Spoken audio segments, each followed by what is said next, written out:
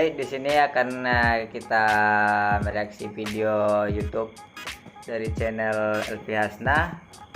Dia membuat konten perkembangan komputer dari zaman ke zaman. Baik, kita akan mulai. Assalamualaikum warahmatullahi wabarakatuh. Baiklah, kali ini saya akan menjelaskan mengenai perkembangan komputer dari zaman ke zaman. Sebelum mengetahui bagaimana perkembangan komputer, alangkah lebih baik jika kita mengetahui apa itu komputer.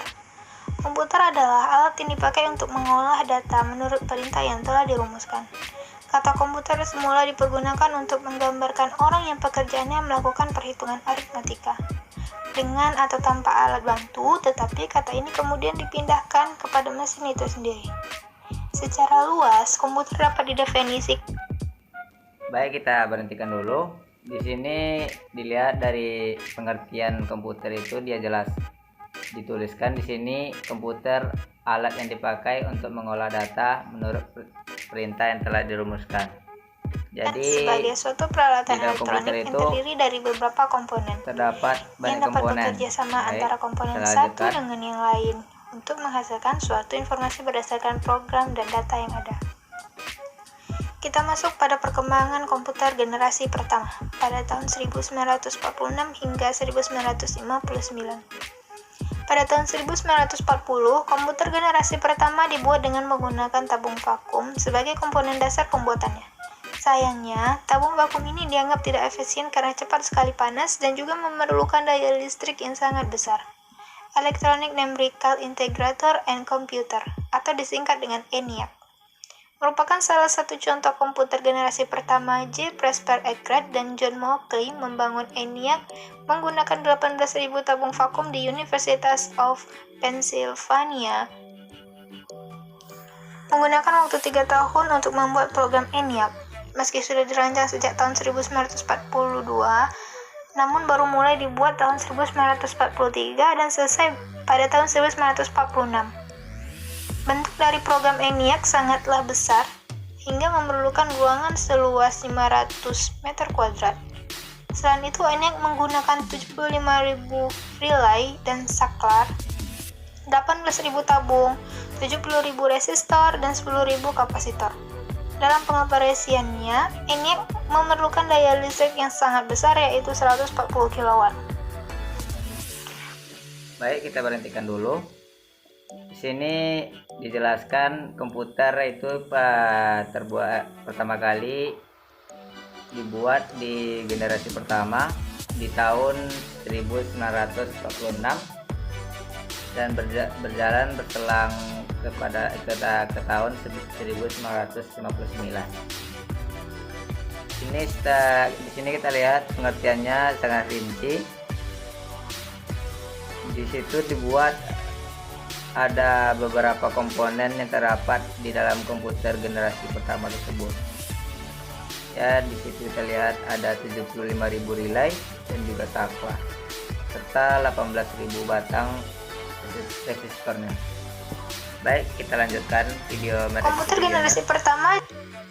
Komputer memiliki program kode biner yang berbeda yang disebut dengan bahasa mesin atau machine language.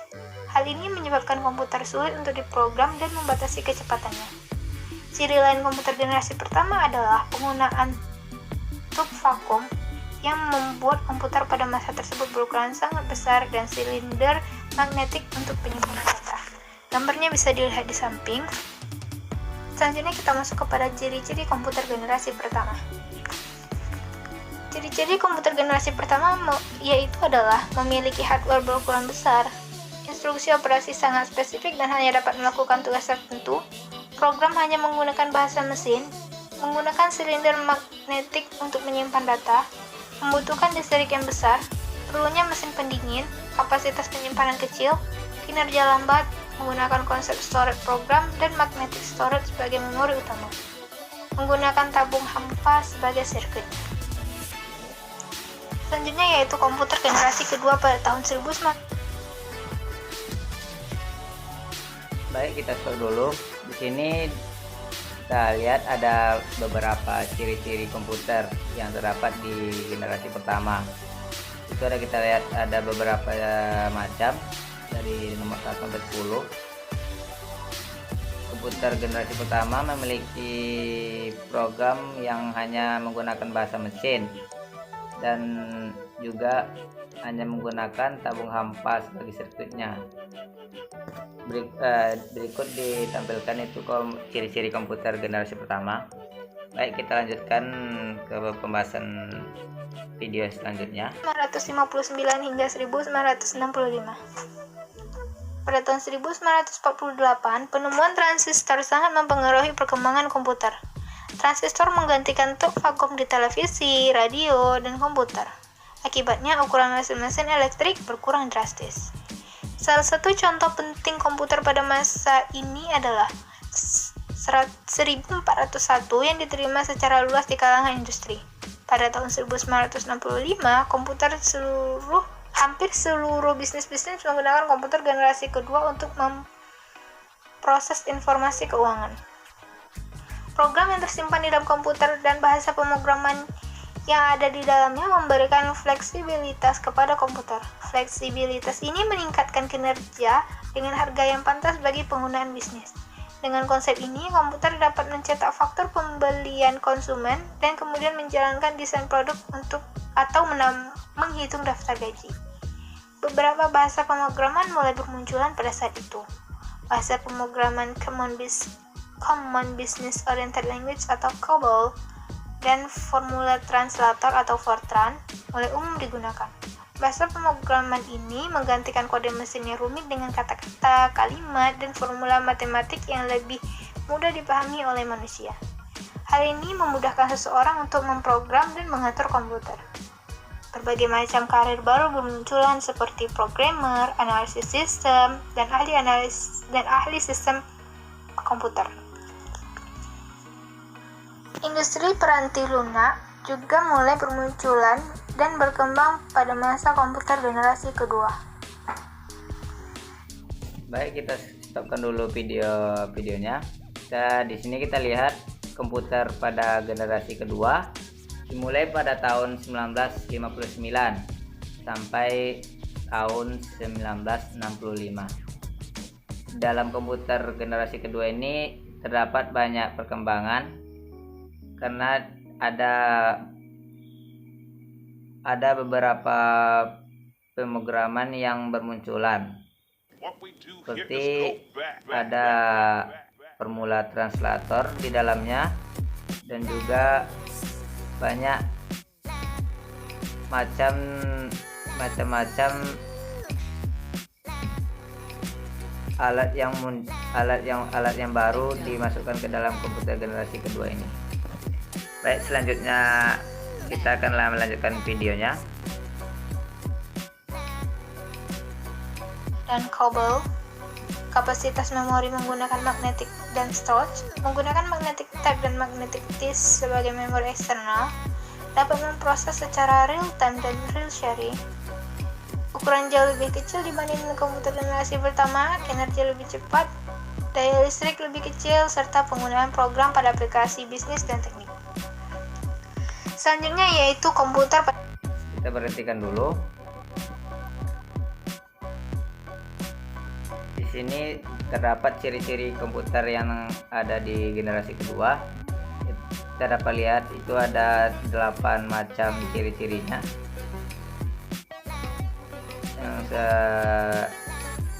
Yang pertama ada menggunakan bahasa pemrograman yang tingkat tinggi atau yang bisa dinamakan dengan COBOL, dan yang kedua ada kinerja yang lebih cepat daripada komputer generasi pertama dan menggunakan daya listrik yang lebih kecil serta yang lainnya.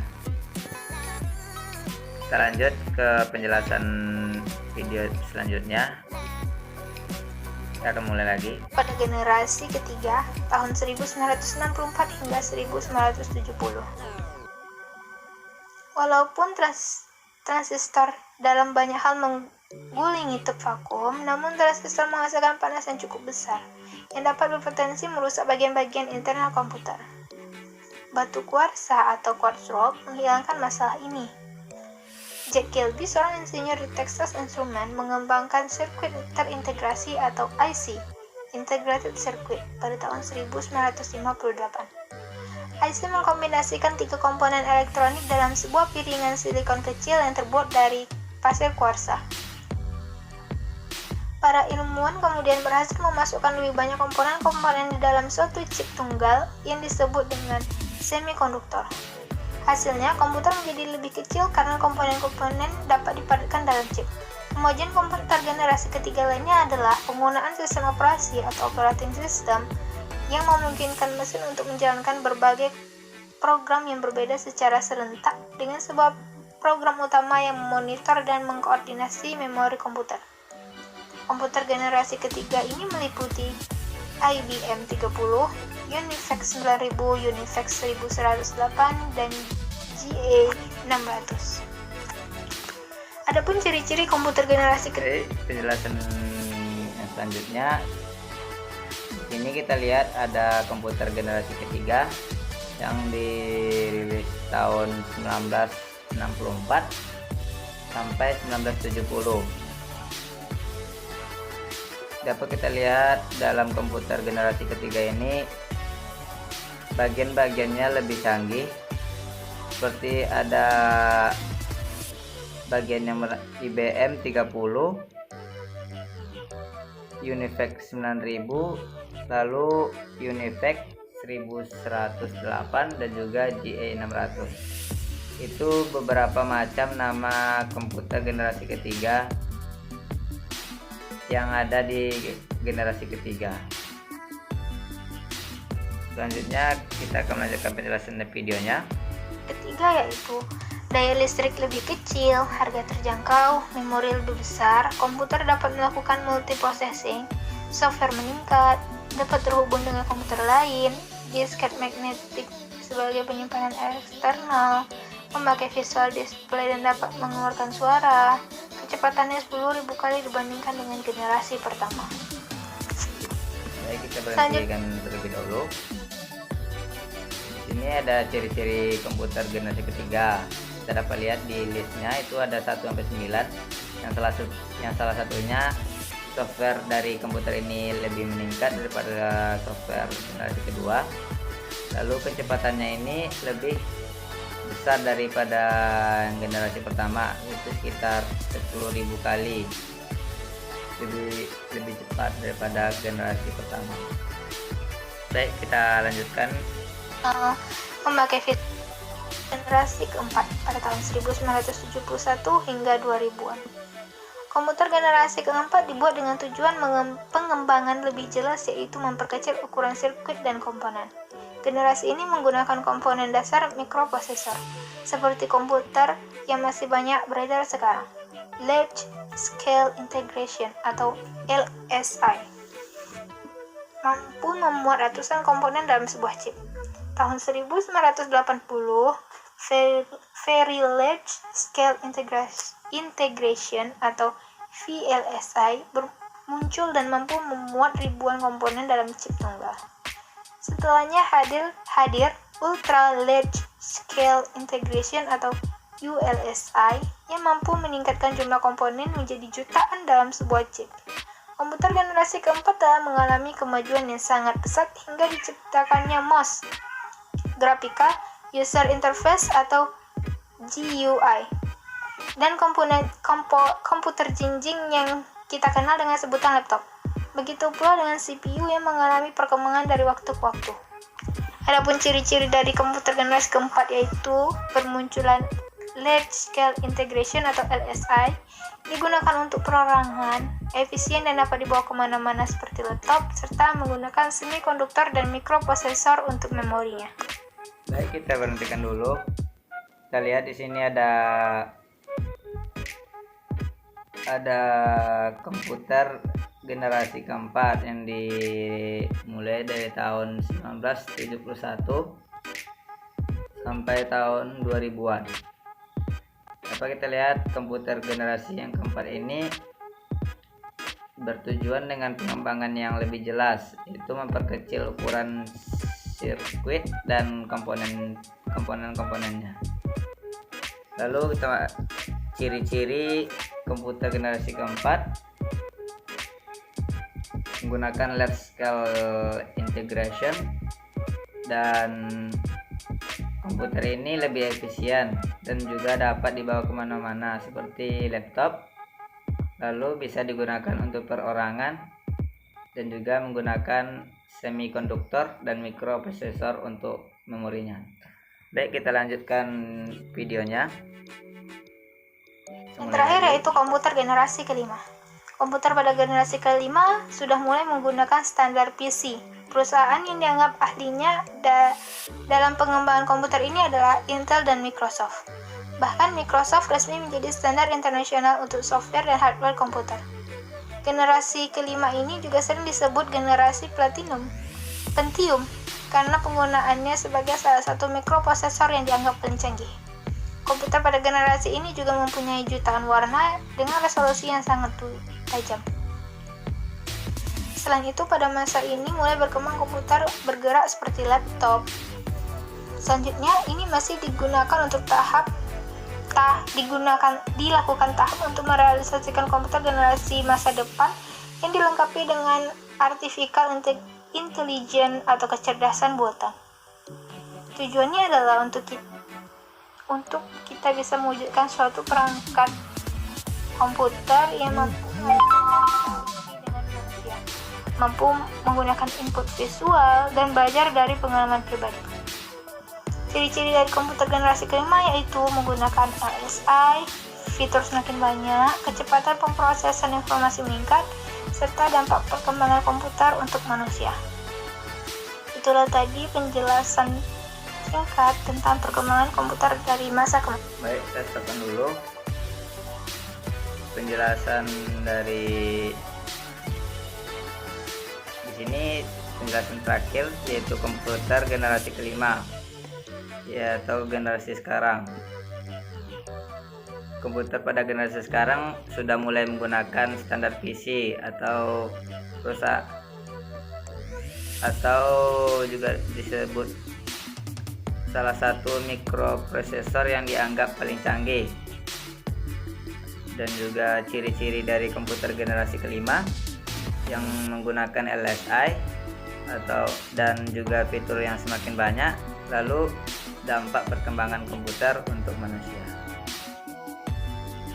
Dan berikut penjelasan konten video dari reaksi video ini. Semoga reaksi video pada kali ini bermanfaat. Jangan lupa like, comment, and subscribe video di channel saya. Saya akhiri, wassalamualaikum warahmatullahi wabarakatuh.